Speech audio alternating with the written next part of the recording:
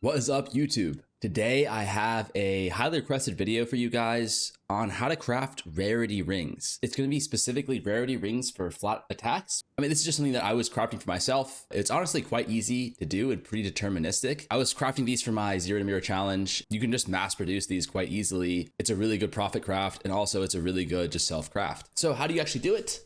I think the most common way of doing it is by buying gold rings that have tier 1 rarity or tier 2 rarity even, and then a high roll of an elemental resistance. But we went about it through a different route. I always recommend that you guys do. By doing this, we were able to save probably like 4 div on a base. We started off with just double rarity bases with tier 1 and tier 2. It doesn't matter what the combination was. We just wanted tier 1, tier 2. If we could get tier 1, then that'd be awesome. But those were quite expensive. Those were like 4 or 5 div. But this is perfectly acceptable for what we want to do today. The way we're going to set up this video is I'm going to show you just like the quick and easy craft, all the steps, boom, boom, boom, like the TLDR, I guess in a way, off the rip. And then I am going to go through like my thorough explanation at the end. So if all you care about is the quick and dirty of how to do this, then I'll show that really quickly in a second. If you want the explanation for why everything works, then just stick around after that.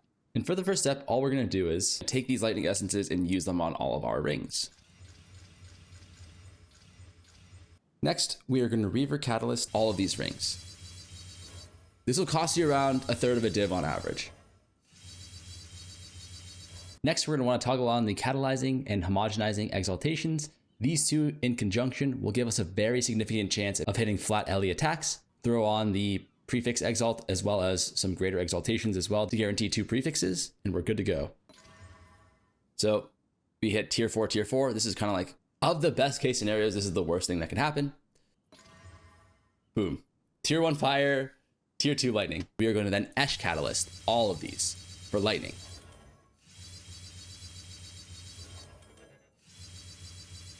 Now what we want to do is we want to add on our last suffix. And what you ideally want here is all elemental resistances. All we need to do here is, because of the Esh catalyst, we are able to just greater or perfect exalt slam, depending on how nice the ring is and how much more you want to spend on the ring, for a very high chance at all elemental resistances.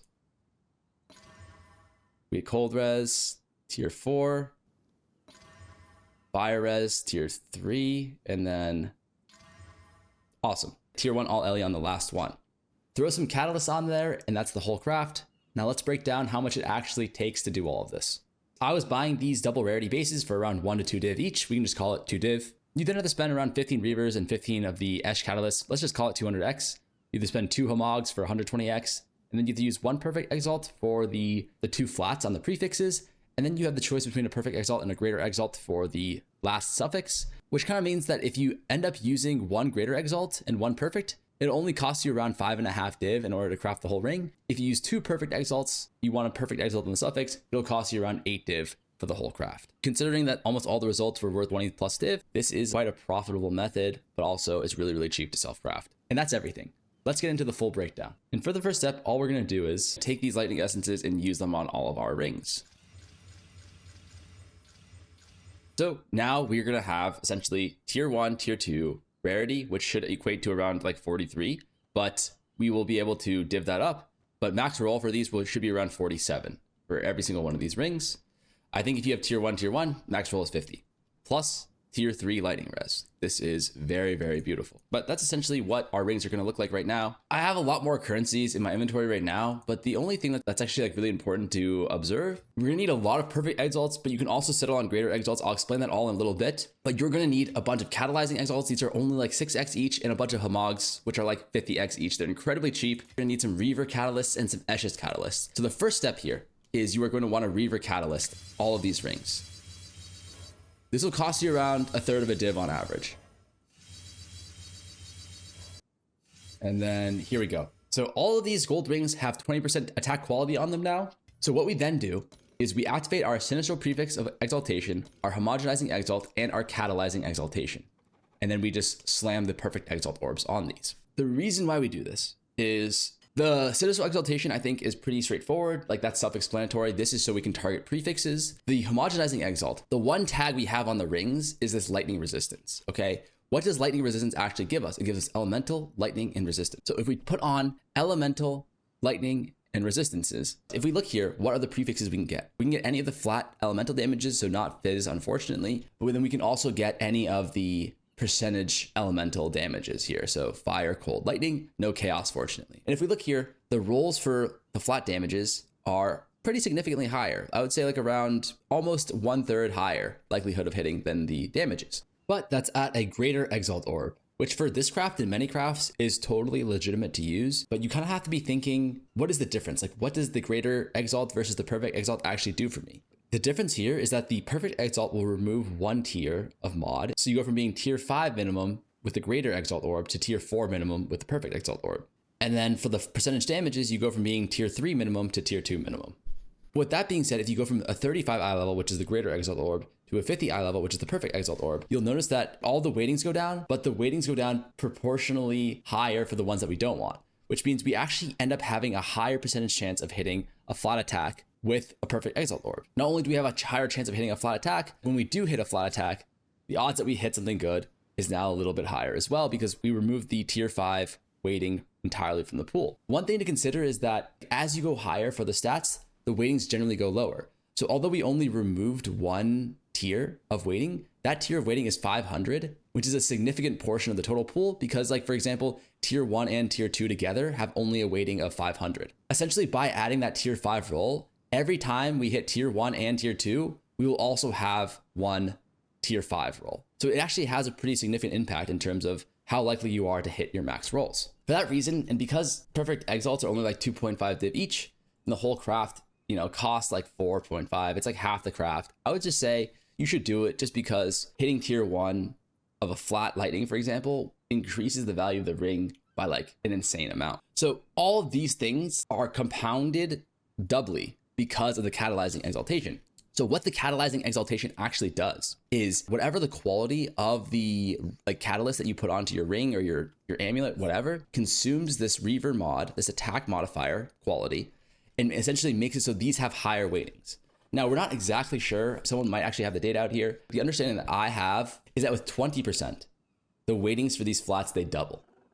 And then with the breach rings, which can go up to 40%, the weightings for the modifiers, they triple. So what this means is that going from 35, you go from like a 55% chance to hit on a greater exaltation, one of these flats, to something like 1900 times 3 times 2. So 11.4 divided by 15.9.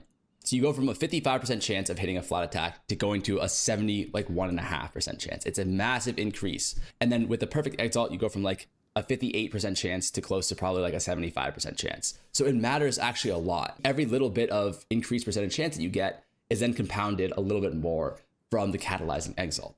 In combination of these two catalyzing and homogenizing exaltations, what ends up happening is we have a very, very significant chance of hitting a flat attacks. Throw on some greater exaltations here too. Without further ado, let's just get right into it and let me show you guys how the sausage is made. So again, we are going for double flats here, preferably lightning damage. So we hit tier 4, tier 4. Of the best case scenarios, this is the worst thing that can happen. And we go again. We hit tier 4, tier 1. Not terrible, but if the 1 was lightning, this would be amazing, but unfortunately it's cold. And then we go again. So this one we bricked. We hit tier 1 cold, tier 1 fire. Unfortunate. Here we had tier 1 fire, tier 4 cold. Again, no lightning damage. It's gonna not be as good. Here we have tier 3 fire, tier 3 lightning. This one's decent. Boom, this is a good one. Tier 1 fire, tier 2 lightning damage. Very, very nice. This one also good. Tier 2 lightning, tier 3 fire. Boom. Tier 1 fire, tier 2 lightning. Like these last few are really good. I'm gonna be honest with you, I've done probably 8 more of these. This is the only time where I hit cold damage. So I'm not sure if it's bugged or our understandings of the weightings are incorrect, but you are gonna be hitting flats. Like for me, out of a sample size of like 18 to 20, I only hit any of these percentage damages one time. Take that how you will. That obviously could fall within the range of variance, right? We are going to then Esh Catalyst all of these for lightning.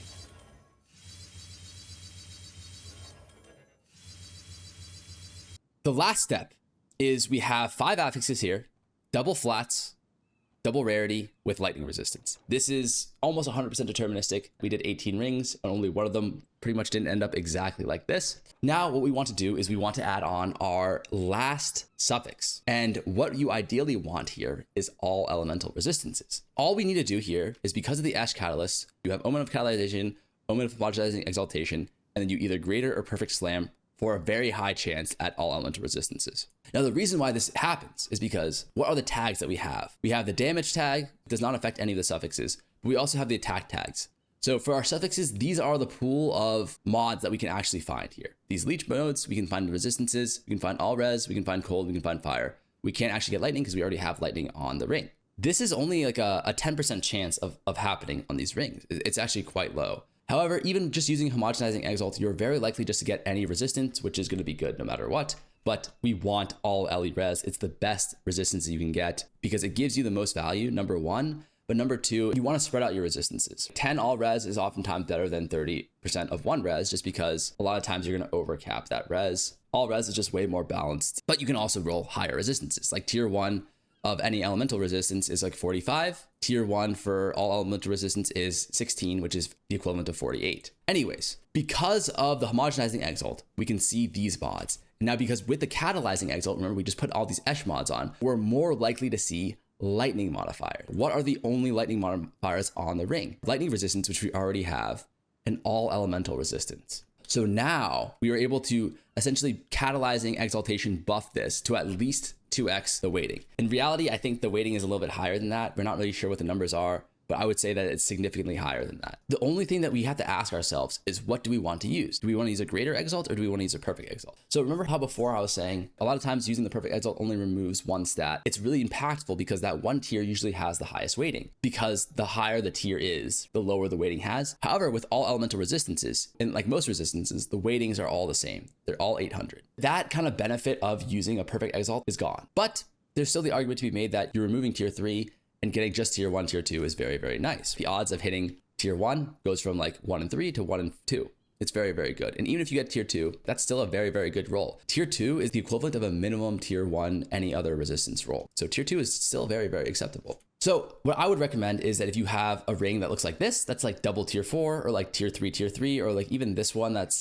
fire cold, like tier 1 fire, tier 4 cold, I would say like this one, we could just greater exalt. But if you have insano ones that are like this one, tier 1 fire, tier 2 lightning, tier 3 lightning, tier 3 fire, maybe, tier 2 lightning, tier 3 fire, probably, and then tier 1 fire, tier 2 lightning again. Like these ones, I would say perfect exalt is the play. It's completely up to you to decide. You would obviously want to look at the math, how valuable these rings would be worth if we hit, and then like kind of do a little bit of mental math on whether or not it's worth to do perfect exalts. I know I'm yapping a lot, but this is really important. One last thing I want to mention is I did the lightning modifier here. I need lightning res on my gear, but it's way more expensive to do lightning res because you have to use Ash's catalysts, which are like 6 exalt each. If you did fire res on the first step when it was magic, you could then use fire catalysts, because the whole point is you do the same catalyst as the resistance you have on there. The resistance you have on there blocks itself so that the catalyzing omen only targets all res. If you were to instead greater essence on fire or lightning, you could then use fire or lightning catalyst, which would then make this next step a lot cheaper. Anyways, with that being said, we are just going to slam our exalts now.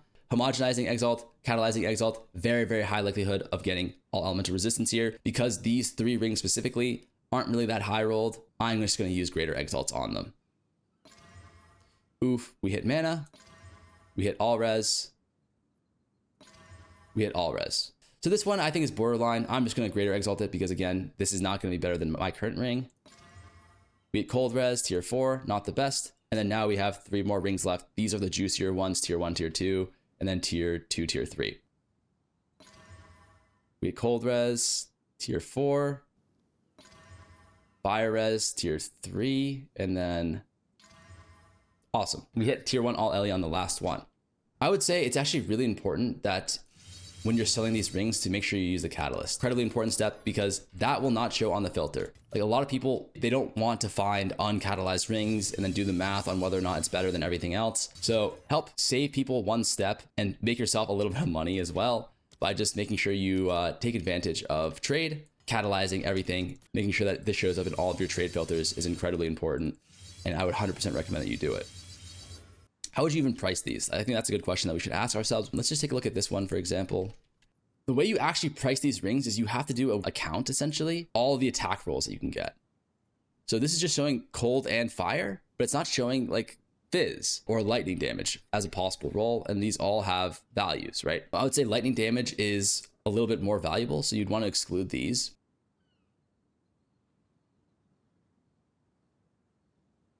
So this is like tier 1 cold, tier 2 fire. Okay, that's definitely better than what we have. We have tier 1 fire, tier 4 cold, and it has very similar stats, like similar amount of resistances, similar amount of rarity, like that kind of stuff. We should probably div these honestly a little bit. These are all like 55 or above rarity now. And as you can see, these are worth quite a bit just because double rarity rings are super meta right now. These won't sell for 50 because these are worth 50, but I would say this is easily sellable for like 40 div. This one, I would say this one's probably sellable for like 50 because this has lightning damage on it, which is very, very valuable. And then this one is probably sellable for like 25, 30. And then these ones are where you start getting into the big juicers. Like this is probably worth 100 div. I think I sold one yesterday for like around 100 div. These ones are probably worth like 60, 70, 80, like that kind of thing, just because of how nice the flats are. And the suffixes are also really good. Throw some catalysts on there and that's the whole craft. Now let's break down how much it actually takes to do all of this. I was buying these double rarity bases for around 1 to 2 div each. We can just call it 2 div. You then have to spend around 15 Reavers and 15 of the Esh catalysts. Let's just call it 200x.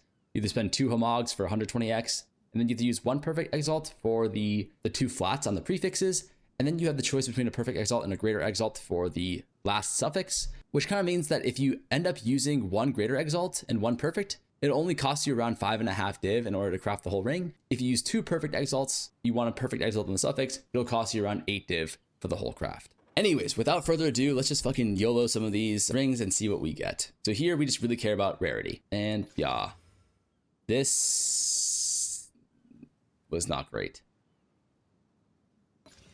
This went down. This, oh, that one actually went up. So this is like 16% all res now. Rarity went down here, rarity went up here, and then rarity went up here. This is actually a pretty good one. Not bad at all. And then here, let's take a look at the good ones in order of how good they are. Let's vol these fucks and rage for rarity. And we brick this one, kind of. Oh, we giga brick this one. Holy, this one is just fucking dead. Might as well just delete this shit straight off the cursor. Okay, that happens though. We are here to gamble. We are not here to make money. Right? My God, it's a fucking bloodbath out here. And let's go here. Oh my God, we're 3 for 3 on bricks here. I want to make this very clear. This is very, very negative EV. You never want to do this. Yeah. In case that has not been obvious, you never want to do this. I am doing it for fun. Okay, last ring. If we hit this one, it was all worth it. We bricked all 4. We literally bricked all 4, minus 300 div, but that's just the way the cookie crumbles sometimes. From start to finish, that is how you craft these giga rings and also how you delete a bunch of currency from existence. I hope this was helpful. I hope you guys will be able to utilize this craft. I hope you'll be able to self-craft a few, profit craft a few, whatever, and you have better luck than I did on the VAALS. But anyways, that is everything. I hope you guys enjoyed the video. Please like, comment, subscribe, all that good stuff. I hope to see you guys in the next one. Have a great day.